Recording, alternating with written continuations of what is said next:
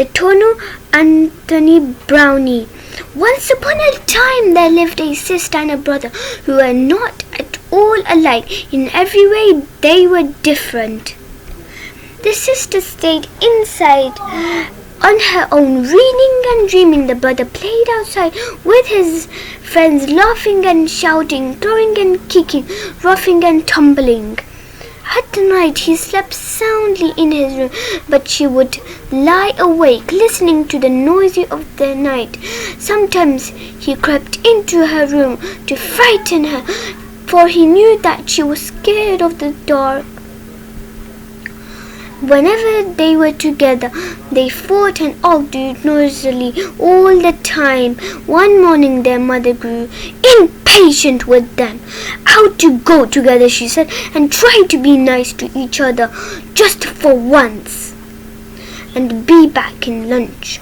But the boy didn't want his little sister with him. They went a piece of waste of ground. "Why did you have to come?" he moaned. "It's not my fault," she said. I didn't want to come to this awful place. It scares me." "Oh, baby," said her brother, "you're frightened of everything." He went off to explore. "Hey, come here," he yelled. Little while later, she walked over to him. "Look," he said, "a tunnel. Come on, let's see what's at the other end." No, you mustn't," she said. "There might be witches or goblins or anything down there." "Don't be so wet," said her brother. "That's kid stuff. We have to be back by lunchtime," she said. Her sister was frightened of tunnel, and so she waited for him to come out again. She waited and waited, but he did not come. She was close to tears. What could she do? She had to follow him into the tunnel.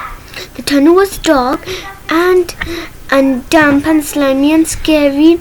At the other end, she found herself in a quiet wood. There was no sign of her brother, but the wood soon turned into a dark forest. She thought of wolves and giants and witches and wanted to turn back, but she could not, for what would become of her brother if she did?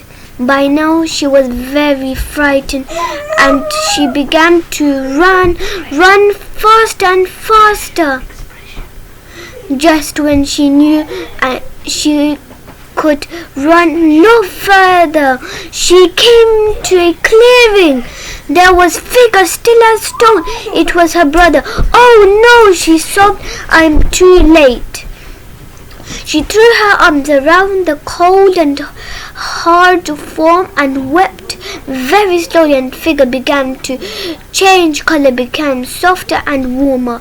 Then little by little it began to move. Her brother was there. "Rose, I knew you'd come," he said. They ran back through the forest, through the wood, into the tunnel, and out again together. When they reached home, their mother was setting the table. "Hello," she said. "You two seem very quiet. Is everything all right?" Rose smiled at her brother, and Jack smiled back.